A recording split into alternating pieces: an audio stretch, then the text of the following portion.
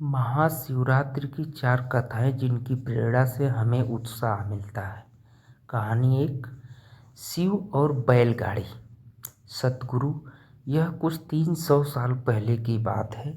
कर्नाटक के सुदूर दक्षिण क्षेत्र में अपनी बूढ़ी माँ के साथ एक योगी रहते थे। उनकी माँ काशी जाना चाहती थी ताकि वह विश्वनाथ जाकर शिव की गोद में प्राण त्याग सके। इसके अलावा उसने अपने जीवन में अपने बेटे से कभी कुछ नहीं मांगा था।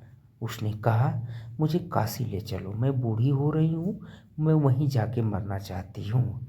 योगी ने अपनी बूढ़ी माँ के साथ दक्षिण कर्नाटक के जंगलों से होती हुई काशी के लिए एक लंबी यात्रा शुरू की। वृद्ध होने के कारण उनकी माँ का स्वास्थ्य बिगड़ गया, तो उन्होंने माँ को कंधे पे उठा लिया और जाहिर तौर पर कुछ समय पश्चात वो कमज़ोर महसूस करने लगा।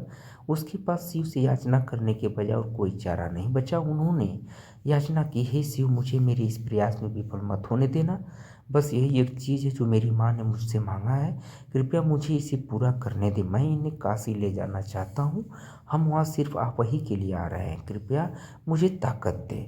तब जैसे ही उन्होंने चलना शुरू किया तो पीछे से घंटे की आवाज़ सुनाई दी, जैसे कोई बैलगाड़ी आ रही हो। उन्हें धुंध से उभरती हुई एक बैलगाड़ी दिखाई दी जिसे एक बैल खींच रहा था, जो थोड़ा अजीब था क्योंकि एक बैल वाली बैलगाड़ी छोटे रास्तों के लिए होती है। जब सफ़र लंबा और जंगली इलाके से होते हुए तो हमेशा 2 बैल ही गाड़ी को खींचते हैं, पर जब आप थके हो तो ऐसी बारीकियों को किसी परवाह। गाड़ी नज़दीक आई पर वे चालक को नहीं देख पाए क्योंकि चालक लबादे में था और बाहर धुंध भी था। मेरी माँ बीमार है, क्या हम आपकी खाली गाड़ी में यात्रा कर सकते हैं? उन्होंने कहा। अंदर बैठे व्यक्ति ने सिर हिला के हाँ कहा। वे दोनों गाड़ी में बैठ गए और बैलगाड़ी आगे चलने लगी।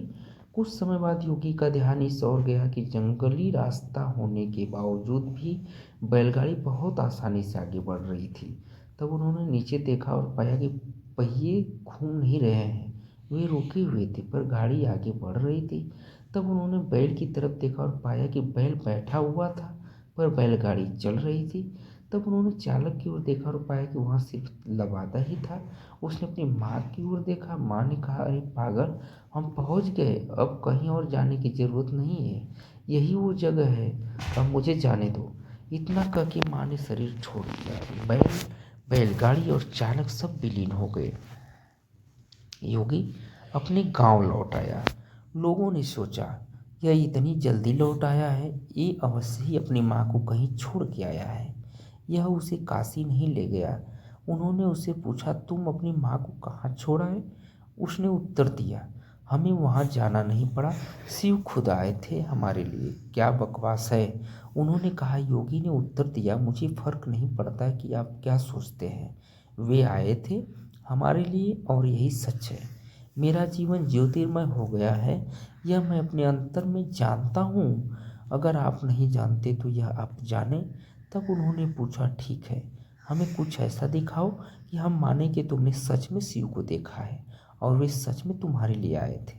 योगी ने कहा, मैं नहीं जानता, मैंने उन्हें नहीं देखा, मुझे सिर्फ एक लबादा दिखा।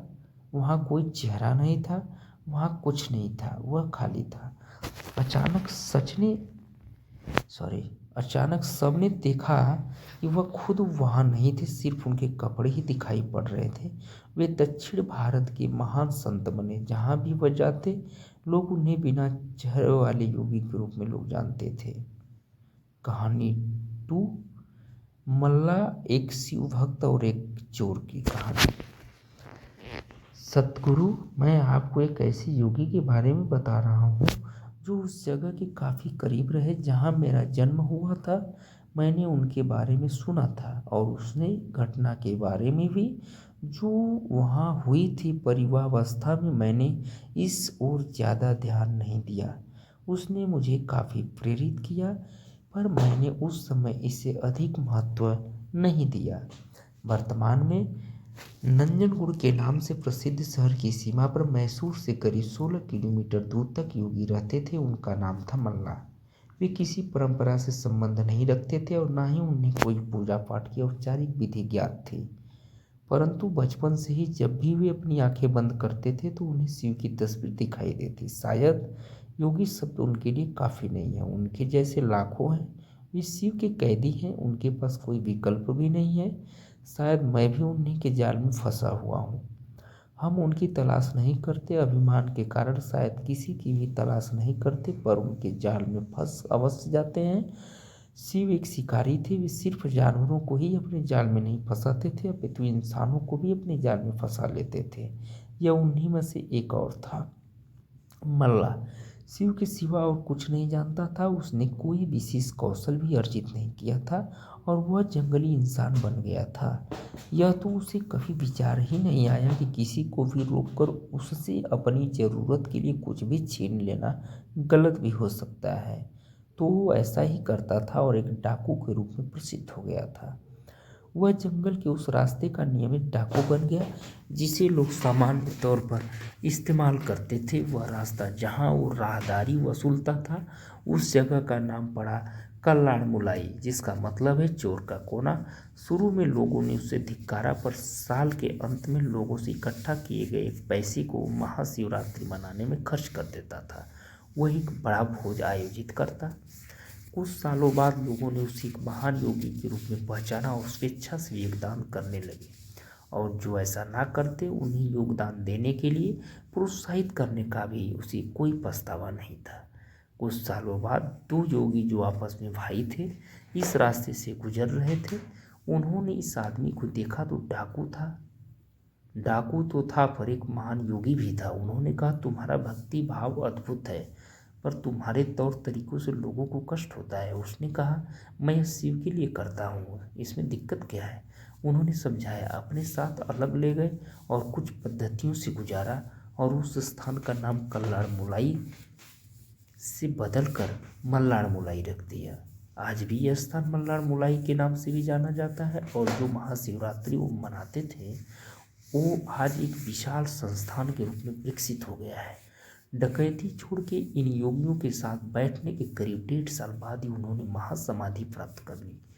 मल्ला को इस प्रकार मुक्त करवाने के बाद दोनों योगियों ने भी उसी दिन अपने शरीर छोड़ दिया।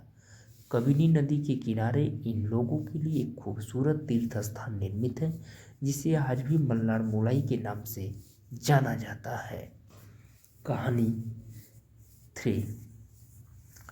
कैसे बने कुबेर शिव के महानतम भक्त। सतगुरु कुबेर यक्षों के राजा थे। यक्ष बीच का जीवन होते हैं, वे ना यहाँ के जीवन में होते हैं और ना ही वो पूरी तरह से जीवन की बाद वाली स्थिति में होते हैं। कहानी कुछ इस तरह है कि रावण ने कुबेर को लंका से निकाल दिया और कुबेर को मुख्य भूमि की ओर पलायन करना पड़ा। अपना राज्य और प्रजा को खोने की निराशा में उसने शिव की पूजा करना शुरू की और एक शिव भक्त बन गया। शिव जी ने दया भाव दिखाते हुए उसे एक अन्य राज्य और संसार का सारा धन दे दिया। इस तरह कुबेर संसार का सबसे अमीर व्यक्ति बन गया। धन मतलब कुबेर यह कुछ इस प्रकार देखा जाने लगा। कुबेर शिव जी का महान भक्त बन गया, परंतु जब भक्त को यह लगने लगा कि वो सबसे महान भक्त है तो समझ जाए कि सब खोने वाला है। कुबेर को लगने लगा था कि वो शिव को इतना कुछ अर्पित करता है तो वो एक महानतम भक्त है, और बेशक शिव जी ने चढ़ावे में शिव विभूति के अलावा कभी कुछ नहीं छुआ। पर कुबेर खुद को महान समझने लगा, क्योंकि वो शिव जी को इतना कुछ चढ़ावे के रूप में भेंट करता था। एक दिन कुबेर शिव के पास गए और कहा, मैं आपके लिए क्या कर सकता हूँ? मैं आपके लिए कुछ करना चाहता हूँ। शिव जी ने कहा, तुम मेरे लिए क्या कर सकते हो? कुछ भी नहीं, क्योंकि मुझे किसी चीज़ की आवश्यकता ही नहीं है, मैं ठीक हूँ। परंतु मेरा बेटा, उन्होंने गणपति की ओर इशारा करते हुए कहा, ये लड़का हमेशा भूखा रहता है, इसे अच्छे से खिला दो। यह तो अत्यंत सरल है, कहकर कुबेर गणपति को अपने साथ भोजन के लिए ले गया। उसने गणपति को खाना खिलाना शुरू किया और वो खाते गए और खाते ही गए। कुबेर ने सैकड़ों रसोइयों की व्यवस्था की और प्रचुर मात्रा में खाना बनाना शुरू किया। उन्होंने यह सारा भोजन गणपति को परोसा और वे खाते रहे। कुबेर चिंतित हो उठे और कहा, रुक जाओ, अगर तुम इतना खाओगे तो तुम्हारा पेट फटकर जाएगा। गणपति ने कहा, आप उसकी चिंता मत करो। देखिए, मैंने एक सांप को एक कमर पेटी के रूप में बांध रखा है, तो आप मेरे पेट की चिंता ना करें। मुझे भूख लगी है, मुझे खाना खिलाएं। आप ही ने कहा था कि आप मेरी भूख मिटा सकते हैं। कुबेर ने अपना सारा धन खर्च कर दिया। कहते हैं कि कुबेर ने दूसरे लोगों से भी भोजन मंगवाया कि गणपति को खिलाया। गणपति ने सारा भोजन खाने के बाद भी कहा, मैं अभी भी भूखा हूँ, मेरा भोजन कहाँ है। तब कुबेर को अपने विचार के छोटेपन का एहसास हुआ और उसने शिव के सामने झुकते हुए कहा, मैं समझ गया, मेरा धन आपके सामने एक तिनके के समान भी नहीं है। जो आपने मुझे दिया उसी का कुछ अंश आपको वापस देकर मैंने खुद को एक महान भक्त समझने की गलती की। और इस क्षण के बाद उसके जीवन ने एक अलग ही दिशा ले ली। कहानी 4। अर्धनारी रूप में शिव और भृगु महर्षि। सद्गुरु, जब हम योग की बात करते हैं तो हम किसी व्यायाम या किसी तकनीक की बात नहीं कर रहे हैं, हम इस सृष्टि के विज्ञान की बात कर रहे हैं और कैसे सृष्टि के इस अंश को इसकी परंपरा संभावना तक ले जाया जा सकता है। हम उस विज्ञान और प्रौद्योगिकी की बात कर रहे हैं जिससे जीवन के हर एक पहलू को उसकी अंतिम संभावना तक ले जाया जा सकता है। जब शिव योग का संचारण और सृष्टि की संरचना की व्याख्या सप्तऋषियों से कर रहे थे, तब एक सुंदर घटना घटित हुई। सप्तऋषियों में से एक ऋषि, जो बाद में भृगु महर्षि के नाम से जाने गए, शिव के एक उत्साही भक्त थे। इस पहले योग प्रोग्राम में, जो क्रांति सरोवर के किनारे हो रहा था, जिसे कृपा की झील के नाम से भी जाना जाता है, पार्वती भी मौजूद थी। भृगु हमेशा की तरह सुबह जल्दी आए और शिव की प्रदक्षिणा करना चाहते थे। पार्वती शिव के करीब बैठी थी, परंतु भृगु ने दोनों के बीच से होते हुए शिव की परिक्रमा पूरी की, क्योंकि वो सिर्फ शिव की प्रदक्षिणा करना चाहते थे, पार्वती की नहीं। शिव इससे खुश हुए, पर पार्वती नहीं। उन्हें पसंद नहीं आया। उन्होंने शिव की ओर देखा। शिव जी ने कहा, थोड़ा और करीब हो जाओ, वो परिक्रमा करेगा। पार्वती और करीब आ गई। भृगु ने देखा कि उसके निकलने के लिए पर्याप्त जगह नहीं है, तो उसने एक चूहे का रूप धारण किया और पार्वती को बाहर रखते हुए अकेले शिव जी की ही परिक्रमा पूरी की। पार्वती क्रोधित हो गई, तो शिव ने उन्हें अपनी जंघा पर बिठा लिया। तब भृगु ने एक छोटे पंछी का रूप धारण करके शिव जी की परिक्रमा पूरी कर ली। अब पार्वती अत्यंत क्रोधित हो चुकी थी।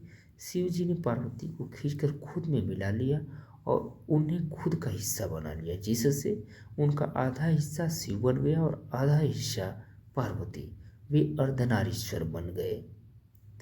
भृगु ने यह देखा और खुद को एक मधुमक्खी के रूप में बना लिया और उनकी दाहिनी टांग का चक्कर लगा दिया।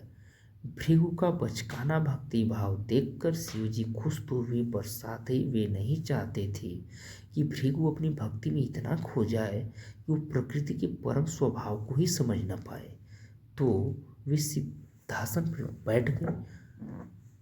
अब भृगु के पास कोई रास्ता नहीं बचा था कि वो सिर्फ शिव या उनके शरीर के किसी हिस्से का चक्कर लगा सके। अगर उन्हें अब परिक्रमा करनी थी तो दोनों सिद्धांतों, स्वयं और पौरुष, दोनों ही करने थे। यह कहानी हमें संप्रेषित करती है कि जब हम योग की बात करते हैं तो हम सभी आयामों के समावेश की बात करते हैं।